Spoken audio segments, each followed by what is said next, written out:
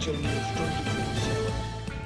भाजपा प्रवक्ता संदीपनी भारद्वाज ने शिमला में पत्रकार वार्ता के दौरान कहा कि देश के लोगों को मुफ्त स्वास्थ्य सेवा मिले, इसके लिए मोदी सरकार ने आयुष्मान भारत योजना को आरंभ किया और प्रदेश की जयराम सरकार ने हिमकेयर योजना शुरू की। लेकिन इस कांग्रेस सरकार के कार्यकाल में ये हाल है कि लगभग 353 करोड़ रुपए हिमकेयर की देनदारी सरकार के ऊपर हो गई है। उन्होंने कहा कि पीजीआई में 30 करोड़, आईजीएमसी में 92 करोड़ और टांडा मेडिकल कॉलेज की 107 करोड़ की देनदारी हो गई है, जिसकी वजह से लोगों को मुफ्त दवाइयां और मुफ्त सर्जरी मिलना बंद हो गई है। कि वर्तमान सरकार जो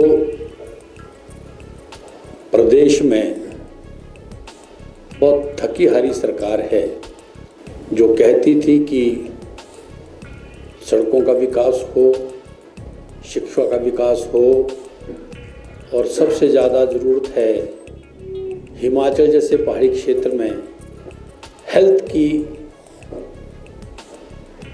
जो इंस्टीट्यूशंस हैं उनकी चिंता और फ्री हेल्थ के जो स्टेट के प्रोटोकॉल्स हैं उसको प्रायोरिटी में करते। आपकी जानकारी के लिए माननीय मोदी जी ने आयुष्मान भारत की कल्पना की, जिसमें 5 लाख तक का बीमा हिमाचल प्रदेश में और देश में जो डिफाइंड लाभार्थी थे उनको देने का प्रयास हुआ, जिसके तहत हिमाचल प्रदेश में 4,33,000 ऐसे लाभार्थियों को ये लाभ दिया गया। जैसा कि मैंने कहा कि मोदी जी के साथ ठाकुर जयराम जी की भी बहुत संवेदनशील सरकार थी और हम यही नहीं रुके। हमने एक हिमकेयर योजना लाई, जिसमें इस बात की लिबर्टी दी गई कि जो लाभार्थी आयुष्मान भारत में कवर नहीं हो सकते थे उनको हिमकेयर योजना में लाया और हिमाचल प्रदेश में 85 लाख लोगों को इसका लाभ मिला, 85 लाख। लेकिन फ्री दवाई, फ्री इलाज, इसकी बात तो छोड़िए। आपकी जानकारी के लिए मैं एक बहुत बड़ा अलार्मिंग एक फिगर दे रहा हूं। लगभग 353 करोड़ रुपया हिमकेयर की देनदारी इस सरकार की पड़ी है, जिसकी वजह से पीजीआई हो, आईजीएमसी हो और ऐसे हिमकेयर में जो संस्थान रजिस्टर्ड थे, लगभग 292 संस्थान थे, वहाँ पे लोगों को ये फ्री मेडिसिन की फैसिलिटी आज इस प्रदेश में नहीं मिल रही है। हमारा इस सरकार पे आरोप है कि जहां ये झूठी गारंटी की बात करते थे,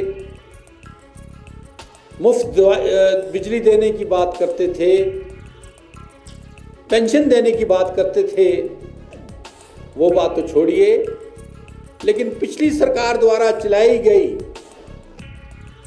जो प्रायोरिटी की मांग थी, प्रायोरिटी में जिसमें हेल्थ इंपॉर्टेंट है कि मुफ्त में इलाज हो, उस इलाज के लिए भी ये सुविधाएं प्राप्त नहीं कर पा रहे हैं। संदीपनी भारद्वाज ने कहा कि विक्रमादित्य एक महिला से घबराकर अपने समर्थकों के साथ गलत हथकंडे अपना रहे हैं, जिससे कांग्रेस की हताशा साफ झलक रही है। उन्होंने कहा कि काजा में हुई घटना पर भाजपा ईंट का जवाब पत्थर से दे सकती थी, लेकिन भाजपा ने संयम रखा और चुनाव आयुक्त को इसकी शिकायत की। प्रश्न है कांग्रेस की हताशा का। अपने आप को रजवाड़ाशाही से संबंध करने वाले व्यक्ति एक महिला से घबरा गए हैं और वो घबराहट फिर कुछ पेड़ लोगों को हाथ में पत्थर और डंडे दे करके वो प्रकट की जा रही है। ये हताशा है कांग्रेस की। उनको समझ आ गया कि वो चुनाव हार गए हैं और एक जो अपने आप को ये बोलते थे कि हम राज परिवार के लोग हैं, पूरा प्रदेश हमारे साथ चलता है, हम रजवाड़ाशाही में विश्वास करते हैं, वो एक गांव की महिला से इतने हताश हो गए हैं कि इस तरह की हथकंडे अपना रहे हैं। ये बड़ा दुर्भाग्यपूर्ण है। ईंट का जवाब हमको भी पत्थर से देना आता था, लेकिन भारतीय जनता पार्टी का कार्यकर्ता संवेदनशील और डेमोक्रेसी में विश्वास करने वाला कार्यकर्ता है।